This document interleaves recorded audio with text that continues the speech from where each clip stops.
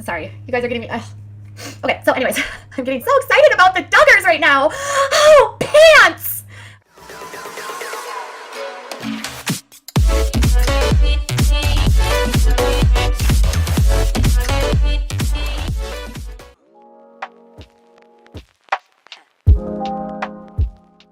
Someone was, I'll just start with like a really simple, stupid rumor about me. Why does your nose always run, Katie? Because I'm literally allergic to everything. Everything. That's my life.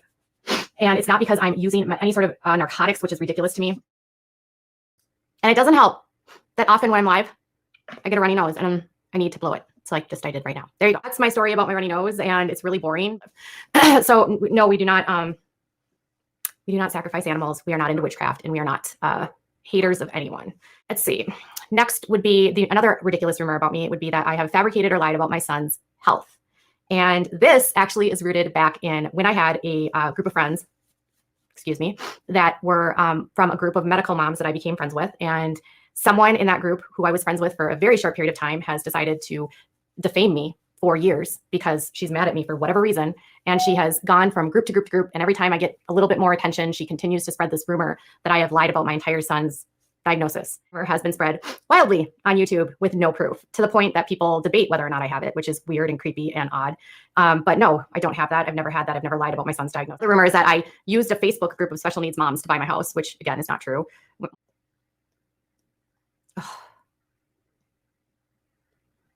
I don't make my son's diagnosis, witchcraft, GoFundMe's.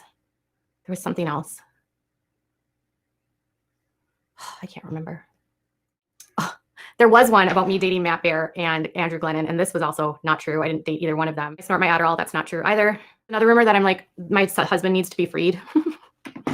my husband, there was another rumor that I don't have any long-term friends, but that's not really true. I don't have.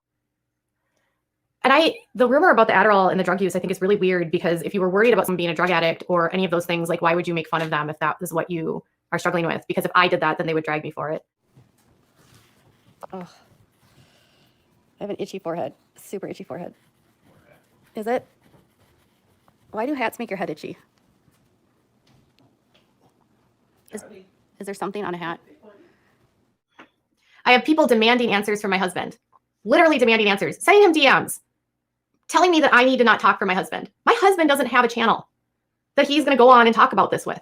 I wish you would realize how boring my life is. Like, oh, my husband is not a public figure, Kaylee, and people don't have, my husband has answered this so many times. Do you watch this channel, Kaylee?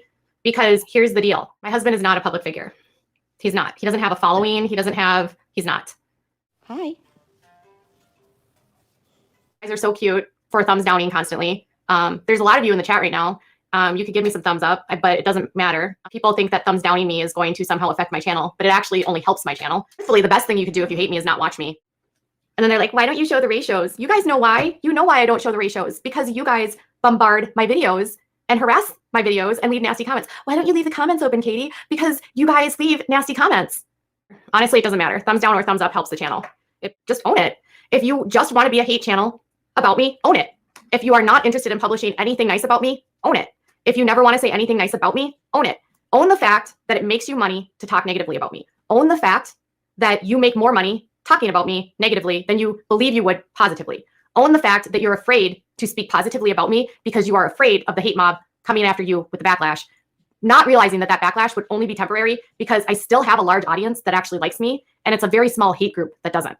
If you don't like me, just own it, and own that you have zero interest in actually having reconciliation. You have zero interest in getting to know me as a person. You have zero interest in actually learning about me. Own that you have zero interest in putting out anything positive about me. Own that you are, with your content, contributing to a mob going after me. Just own it. That's it. It's not that hard. I'm not here to change the topic, but I do. Oh no, but this is fascinating to me. I love a good beef.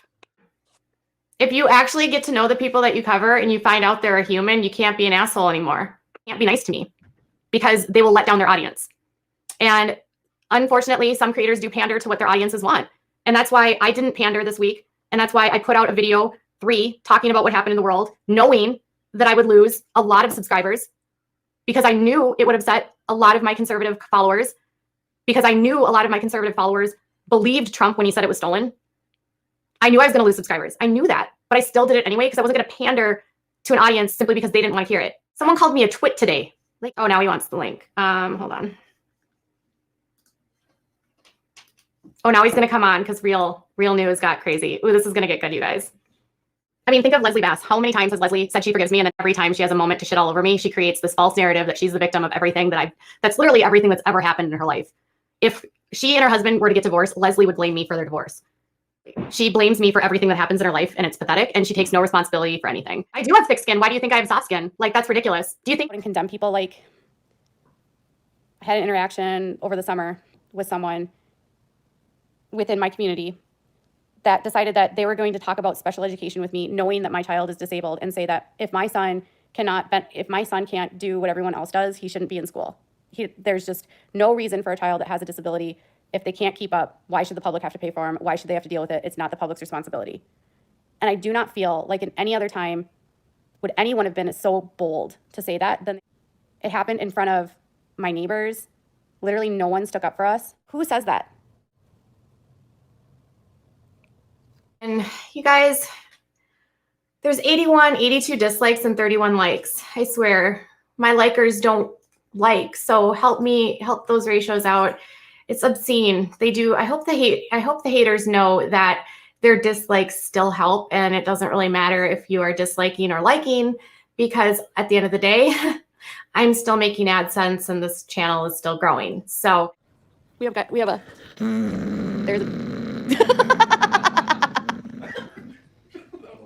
Did you just hear that? Someone started this rumor, and if you haven't heard it, that's fine. It's literally happened. So, but anyways, I wrote a couple stories. This is my experience. Last year, I was still writing for an outlet at the time. I've since left, and I was brand new to YouTube. But my job before was covering stories and digging and doing investigations. That's why my channel might be a little bit different, because I came from a writing background and sort of this investigative blogger kind of thing. When everything went down, everything felt really off to me. I just couldn't believe that something like as stupid as vitamins would cause all of this. I started, like, looking at them holistically from like their entire lives, like, because I was trying to find out, like, what is it in her life that, like, would make her do something like this? Like, does she have failures that makes her feel jealous? Does she have debts that she needs to pay? Are there reasons why she would want to do something like this? Like, that's always my thought. Like, whenever I go into a story, it's like, why would someone do this? And I sat there and I was like, okay, so I started looking and I started digging and I started finding things. I started finding public records that are not hidden, records that you can literally find online. And it's not that hard to find. And it was stuff that was, like, literally in the public sphere. And I started to see what was going on, I thought. And I just started sort of like, okay, so there's been some stuff in her husband's past. Everyone has past, not a big deal. But I thought it was weird, like this whole thing, like, oh, we're such big business people. And I was like, well, there's some stuff in his past that he's littered with, whatever, no big deal. But it was bizarre to me because I wrote about how James Charles, like, lost money because of her video. And I got a letter from her lawyers. Mind you, I had 4,000 subscribers when I did this on YouTube. I had maybe that video, the article that I wrote that was online, maybe had 30,000 views, tops. My sister had 40 million, 45 million, okay? When I wrote that, like, the exposure she got was so tiny compared to, like, the damage she did to herself by making that video. But instead of, like, getting upset with herself, she literally, like, took her lawyers and they started, like, sending me letters after letters after letters after letters. And it was like, I couldn't say that, she caused him to not go on tour. Remember he had that whole sisters tour that he was planning? Well, apparently she said that she was not responsible for that. And James said that she wasn't responsible for that. And then it was, you can't say that I called him the P word. But then I had this Instagram post of hers where she literally called him that, and she called his behavior P behavior, and that she wasn't going to stand by and allow someone to do these things to people, and she was going to make sure they understood. And everything that I was saying, that was what she was actually doing. She was telling me that I was lying. It was the craziest experience I've ever had. I've never had someone come back at me and be like, that didn't happen. That literally didn't. So you didn't upload a video titled "Bye Sister" and make these claims. You didn't. And you didn't say that in your video? Okay. And then I uncovered stuff from her husband's past, and then it was like, well, he's not like that. That didn't happen. It didn't happen. It's public record. It's public record. What do you mean it didn't happen? I'm watching you, Jim Bob. And I started to hear from other people that, like, you don't ever want to talk about her because this is what she does. So I realized I'm not the only one that's being treated like this. I'm not. Like, so I dared to confront you with what you were doing, and you are telling me that I'm lying and that I'm defaming you when I'm literally just saying, you put that video up, he lost subscribers, which meant he lost money. He said on a Snapchat that he was going to have to pay for all of the tour stuff that was canceled because it wouldn't be covered by insurance, which I was told at the time would be hundreds of thousands of dollars. And then you're going to say that you weren't responsible for that had nothing to do with you, when before that video, everything was fine.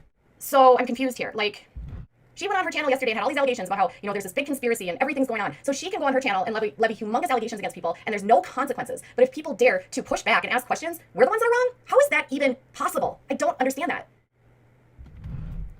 She was starting Tati Beauty. So I have an opinion as I'm seeing what you're doing, and I'm pointing it out, and then I'm looking at the video you made where you literally said these things about James, and then you say that I didn't say those things. She was talking about how she was getting gaslit by them, but she was trying to gaslight me.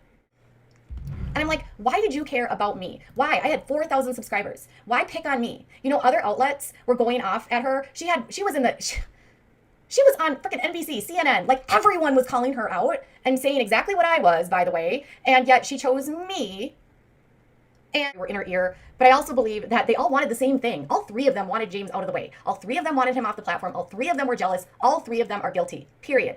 Take that out. I'll do this. I'll do that. But it like literally didn't stop. It was like, I didn't say this. I didn't say that. And so I would literally clean something up. And then I would get another list of, well, you need to do this, this, this, and this, and this. And it was just like, I couldn't even believe it. It was so much stuff. Anyways, whether or not her husband's background has any part of it doesn't matter to me anymore. It really don't. David and I's 3rd year anniversary of our courtship and getting to know each other on a deeper than we've ever had before. And it's special just to remember back when we started courting and how it was so, I waited actually until I was 25. So to me, that was like an eternity. Yes. I'm like, oh, my sister already had 2 kids by this time. You know, like, oh my God, you guys, she waited until she was 25 to get married. 25. She was practically an old maid. Her uterus was almost shriveled up by the time she met her husband, David. No, Frida, stop. Frida, come on.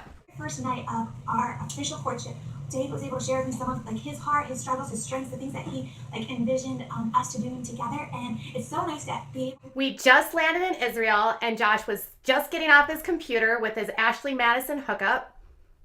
Text from David Waller saying, hey Josh, I have a few questions to talk with you about. And so oh my God, David Waller got dating advice from Josh Duggar.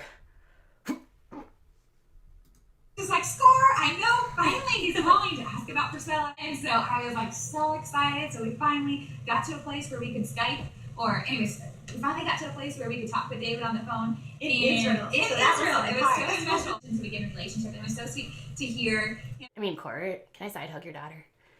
Can I side hug her and dry hump her leg, please?